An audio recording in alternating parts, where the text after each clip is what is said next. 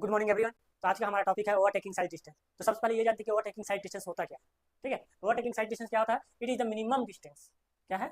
It is the minimum distance a driver need to safely overtake a slow vehicle. ठीक है, एक minimum distance है जो driver को रिक्वायर्ड रहता है कि कोई भी स्लो मूविंग व्हीकल है उसको ओवरटेक कर सके इन द सेम डायरेक्शन, जो कि सेम डायरेक्शन में जा रहा है, considering oncoming traffic in the opposite direction. इसमें हम लोग क्या कंसिडर करते हैं कि ऑनकमिंग जो ट्रैफिक है अपोजिट डायरेक्शन से, वो भी हम देखते हैं। चलिए आगे बढ़ते हैं, उसमें किस तरीके से होता है, कुछ इस तरीके से। ठीक है, क्या बोले हैं? It is the minimum distance required to a driver to overtake a slow moving vehicle. मान लो ये स्लो मूविंग व्हीकल है, बी क्या है? स्लो मूविंग व्हीकल है। ठीक है, बी क्या है? Slow moving vehicle. Minimum distance required to a driver, मान लो ये वो ड्राइवर है जिसको ओवरटेक करना है। ठीक है, ए वन क्या है? वो ड्राइवर है, सॉरी ए क्या है? ड्राइवर है जिसको ओवरटेक करना है। ठीक है, तो minimum distance required to overtake a slow moving vehicle, ठीक है, इन सेम डायरेक्शन, ठीक, and considering oncoming traffic in opposite direction. इसको भी हम लोग कंसिडर कर रहे हैं कि अपोजिट डायरेक्शन से कोई ट्रैफिक आ तो नहीं रहा। ठीक है, चलिए डिफिनेशन हो गया। अब इसको फार्मूले के रूप में देखते हैं या फिर बेसिक के रूप में देखते हैं किस तरीके से होता है ये।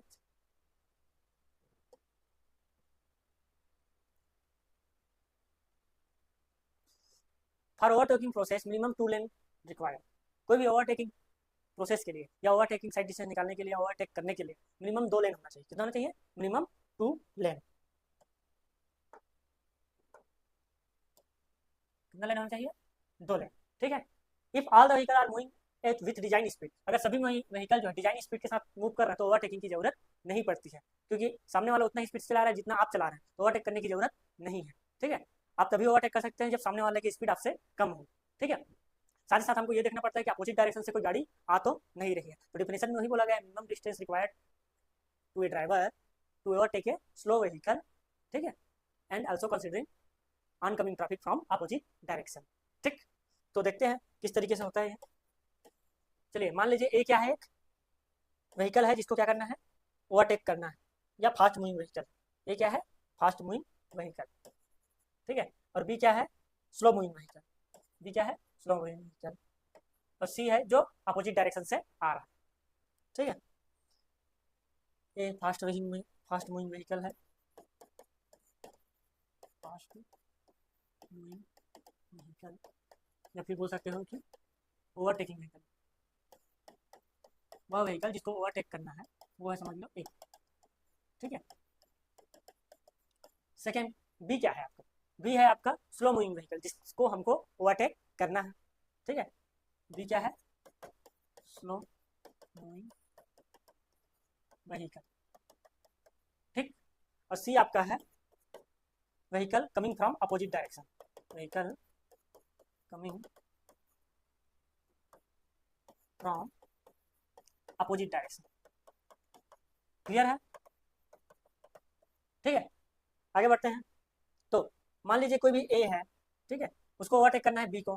ठीक है, तो सबसे पहले एक डिस्टेंस रिक्वायर्ड रहेगा स्टार्टिंग में। ठीक है, जहाँ तक हम लोग क्या करते हैं? रिएक्ट करते हैं। क्या करते हैं? रिएक्ट करते हैं कि हमको ओवरटेक करना है। ठीक है, मान लो डिस्टेंस है ए से लेके ए वन तक, ए से लेके ए वन तक, जिसको डी वन बोल दिया गया। क्या बोल दिया गया है? D one. ये प्योरली किस पे डिपेंड करेगा? रिएक्शन टाइम पे, कि हमने ए से ए वन तक मूव किया। उस पीरियड में बी कहाँ तक मूव करेगा? बी वन तक मूव करेगा, कोई भी एक डिस्टेंस। ठीक है, अब पहुंच गया ए वन तक। ठीक है, ए वन के बाद एक डिस्टेंस जो कवर करेगा ओवरटेक करने के लिए। ठीक है, डिस्टेंस जो कवर किया जाएगा ओवरटेक करने के लिए, उसमें हम लोग ध्यान देंगे कि सी भी एक डिस्टेंस कवर करेगा। ठीक है, उस दौरान जो रिएक्शन टाइम है हमारा, उस पीरियड में सी भी एक डिस्टेंस कवर करेगा जिसको बोल दिया गया है डी थ्री। ये भी रिएक्शन टाइम पे डिपेंड करेगा, लेकिन स्पीड किसका रहेगा? सी का स्पीड रहेगा, डिजाइन स्पीड रहेगा मान के चलिए। ठीक है, तो सी के स्पीड पे डिपेंड करेगा। ठीक है, नेक्स्ट जो भी अब ओवरटेक करना है, कहाँ से? ए वन से लेके ए टू तक, उसमें आपका आ जाएगा एक ब्रेकिंग सॉरी एक डिस्टेंस आ जाएगा बी। ठीक है, जो बी से बी वन तक जाएगा, और उस पीरियड में ए वन जो है कवर करेगा ए टू तक, तो एस वन इस साइड से यहाँ तक का जो डिस्टेंस कवर करेगा, फिर इधर से एस टू। ठीक है, तो उसको डिटेल में देखते हैं कि और क्या क्या है वो। वीबी, वीबी क्या है? Speed of slow moving vehicle. जो हमारा बी था, जिस स्पीड से मूव कर रहा है उसकी स्पीड को क्या बोल दिया गया है? VB. V is the speed of the slow moving vehicle, जो किसके बराबर होता है v माइनस 16 के एम।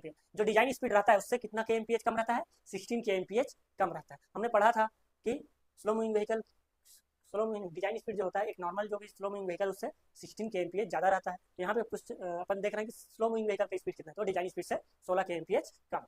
ठीक है, let's V is the design speed of the road in K M. T is the reaction time of the average driver. कोई भी एवरेज ड्राइवर है जिसको ओवरटेक करना है उसका रिएक्शन टाइम को टी कंसीडर कर लेते हैं।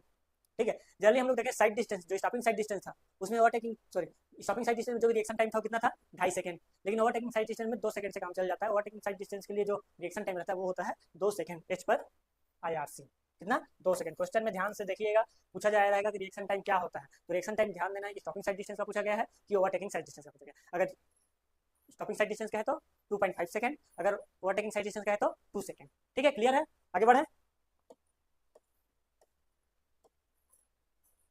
During overtaking time vehicle A moves from A1 to A2, move करता है। ठीक है, व्हीकल बी कहाँ से मूव करता है, B टू B1, एंड सी कहाँ से कहाँ मूव करता है, C टू C1। जब ओवरटेक करते हैं तो ए मूव करता है A से लेके A1 और A1 से लेके A2 तक। उस during this period B move करता है B से B1 तक और सी मूव करता है C से C1 तक। तो उसी को बारी बारी से देखते जाते हैं। अगर A टू A1 मूव करेगा तो उसको डिस्टेंस बोले थे हम लोग D1। क्या, D1। इसको कैसे देंगे, जो भी स्लो मूविंग व्हीकल है उसके स्पीड से वो जाएगा। क्यों, अगर डिजाइन स्पीड से हम चलेंगे तो क्या हो जाएगा, स्लो मूविंग व्हीकल को एक्सीडेंट हो जाएगा। स्लो मूविंग व्हीकल से क्या हो जाएगा, एक्सीडेंट हो जाएगा। इसलिए सामने जैसी गाड़ी दिखती है हमारा जो स्पीड होता है उसके हिसाब से मेंटेन करना पड़ता है जो स्लो मूविंग व्हीकल। तो D1 जो डिस्टेंस कवर होता है वो क्या होता है, VB into T, speed of slow moving vehicle into reaction time, जो भी हमने एक रिएक्शन टाइम लिया। ठीक, फिर आते हैं D2 में। D2 क्या है, ओवरटेकिंग के लिए है मेनली। ठीक है, ये होता है S1 plus B plus S2, जो भी डिस्टेंस कवर किया जाए। तो S1 S होता क्या है, एस क्या है, डिस्टेंस जो भी कवर किया जाता है वो होता है, ठीक है, बी के द्वारा। ठीक है, तो एस को हम लोग एक लीनियर मोशन इक्वेशन से पता है कि एस इक्वल टू क्या आता है, UT half of the AT square. S क्या आता है, UT half of the AT square, पढ़े हैं। ठीक है, क्लियर है। ठीक, S equal to UT half of the AT का स्क्वायर, क्लियर है। डी टू इक्वल टू आपका S1 plus VB slow moving vehicle का जो भी रिएक्शन सॉरी स्पीड है और इंटू रिएक्शन टाइम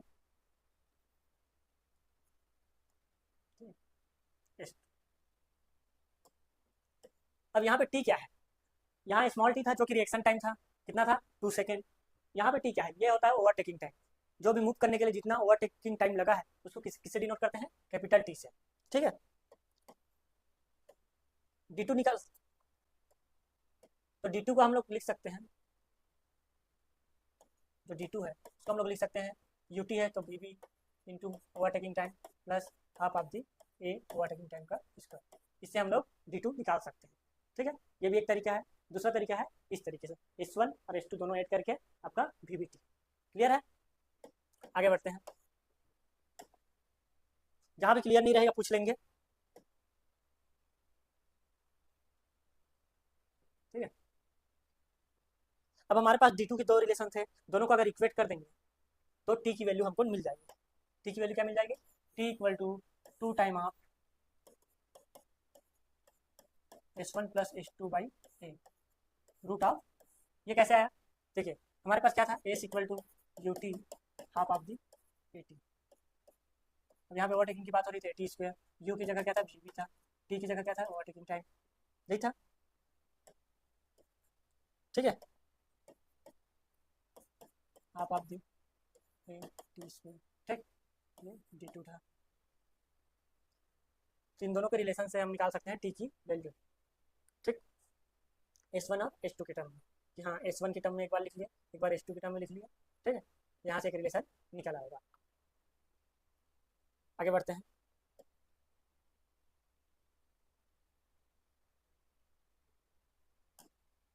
ये आपका इक्वेशन 1 था।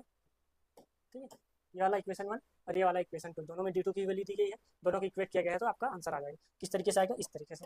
देखिए इक्वेशन 1 क्या है, D2 equal to S1 plus S2 plus VB into T. ठीक है, वहीं पे यहाँ पे D2 की वैल्यू क्या है अपना, VB into T plus half of the A T square है, यही है।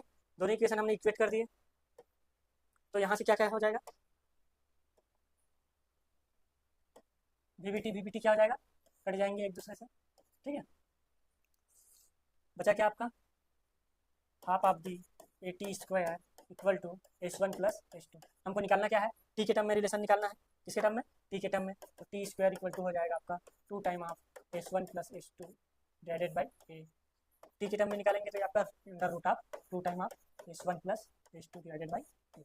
यही आया था रिलेशन, क्लियर है, ठीक है।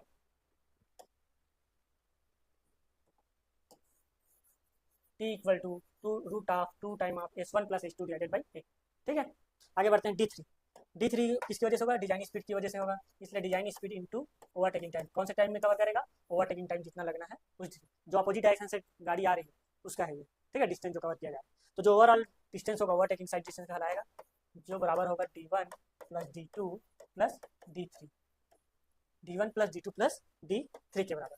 अब जहाँ D1 क्या था हम लोग ऑलरेडी पढ़ चुके हैं, उसको फिर से रिपीट करते हैं, ठीक है। D1 हमने क्या पढ़ा, slow moving vehicle into reaction time, ये था। D2 हमने क्या जाना, S1 + S2 + slow moving vehicle into overtaking time, यही था, ठीक है।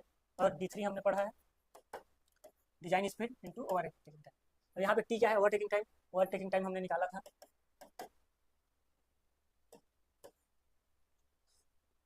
हमारा ओवरटेकिंग टाइम था under root of 2 time of S1 + S2, ठीक है, डिवाइडेड बाई ए, क्लियर है।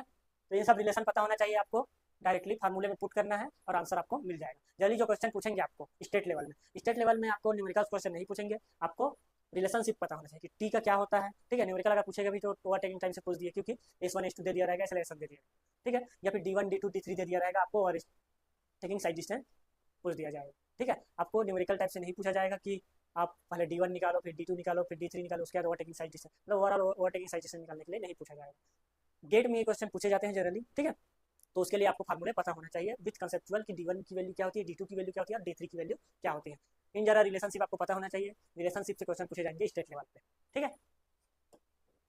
आगे बढ़ते हैं, S1 S2 क्या होता है। S1 S2 जो होता है, S equal to S1 equal to S2 equal to, ये हो जाता है 0.7 टाइम ऑफ VB + L, जहाँ L क्या है, length of vehicle. Length of vehicle generally कितना रहता है, 6.1 मीटर, H/IRC कितना रहता है, 6.1 मीटर। VB क्या है, design speed of slow moving vehicle, ठीक है। और आपका 0.7 क्या है, एक्चुअल में होता क्या है कि जो भी एक एवरेज नहीं, जो स्टैंडर्ड या आइडियल ड्राइवर रहता है, क्या रहता है, कोई भी आइडियल ड्राइवर रहता है उसका जो रिएक्शन टाइम रहता है जनरली 0.7 सेकेंड रहता है। क्या रहता है, आइडियल ड्राइवर का reaction time, reaction time of, question में पूछा रहेगा reaction time of ideal driver, ठीक है। कोई आइडियल ड्राइवर रहेगा उसको कम समय लगेगा, कितना समय लगता है, 0.7 सेकेंड। इसलिए फार्मूले में क्या यूज हुआ है, 0.7 VB + L। तो अगर S1 S2 आपको नहीं दिया गया है क्वेश्चन में तो आप डायरेक्टली इस फार्मूले की यूज कर सकते हैं, 0.7 VB + L, ठीक है। या फिर आपको S निकालने के लिए बोला जा रहेगा और VB दे दिया रहेगा और लेंथ ऑफ व्हीकल दे दिया रहेगा, तो आप इस फार्मूले से निकाल सकते हैं, क्लियर है, ठीक है।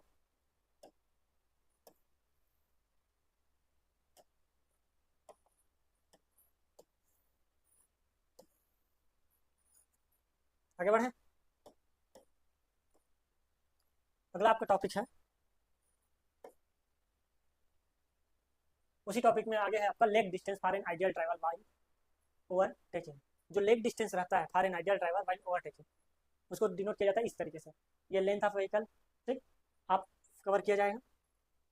जो फार्मूला डिराइव किया गया है कुछ इस तरीके से, आप of the length of the vehicle cover किए, ठीक, और यहाँ सिमिलर आप of the length of the vehicle cover किए, ठीक, और इसके बीच में जो भी डिस्टेंस कवर किया जाएगा S1 किया जाएगा, ठीक। तो S1 जो है किससे दिया जाएगा, VB इंटू टी से हो जाएगा, क्या हो जाएगा, VB इंटू टी, जहाँ टी क्या है, reaction time of ideal driver 0.7, clear है। इसी को बोला गया लेग डिस्टेंस, इसलिए जो फार्मूला आया था इसका 0.7 VB + L था, ठीक है। L क्या है, 6.1 मीटर H/IRC। अब चलते हैं factors affecting OHD, overtaking side distance कौन कौन से फैक्टर अफेक्ट करते हैं। तो इसमें ये दिया गया है कि कौन पे डिपेंड नहीं करता है OHD डिपेंड नहीं करता ब्रेकिंग एफिशिएंसी पे, जैसे कि स्टॉपिंग साइड डिस्टेंस जिस पे करता था, क्योंकि इसके फार्मूले में हम लोग कहीं भी ब्रेकिंग एफिशिएंसी यूज किए क्या, नहीं, तो ब्रेकिंग एफिशिएंसी पे डिपेंड नहीं करता है, साथ ही साथ ग्रेडियंट पे भी डिपेंड नहीं करता है, जबकि स्टॉपिंग साइड डिस्टेंस दोनों पे डिपेंड करता था, ठीक है। आगे बढ़ते हैं, safe OHD, safe overtaking side distance क्या होता है, ये दो चीजों पर डिपेंड करता है, नंबर ऑफ लेन पे और डायरेक्शन ऑफ ट्रैफिक पे। स्टॉपिंग साइड डिस्टेंस भी ऐसी ही था, ठीक है। तो आगे बढ़ते हैं,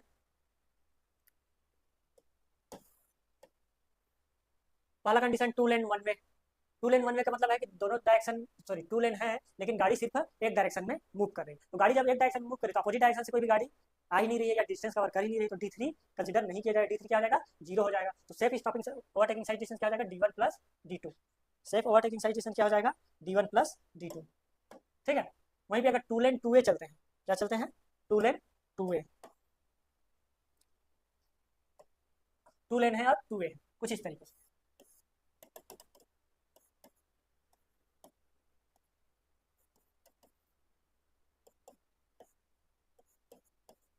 ठीक है। तो जो ओवरटेकिंग साइड डिस्टेंस की रिक्वायरमेंट रहेगी इसके लिए वो तीनों हो जाएंगे। D1 डिस्टेंस कवर किया जाएगा ए के द्वारा, बी के द्वारा D2 और सी के द्वारा D3। सेफ OSD हो जाएगा टू लेन टू वे में D1 plus D2 plus D3। आगे बढ़ते हैं फोर लेन टू वे, क्या हो, फोर लेन हो,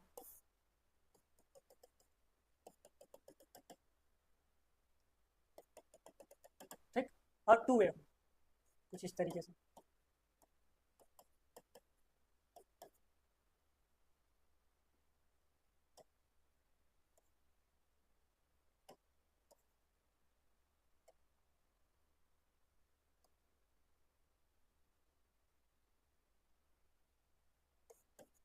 ठीक, तो क्या कुछ अफेक्ट होगा क्या D3 का, कुछ ओवरटेक करने के लिए D3 की कुछ जरूरत है क्या, नहीं।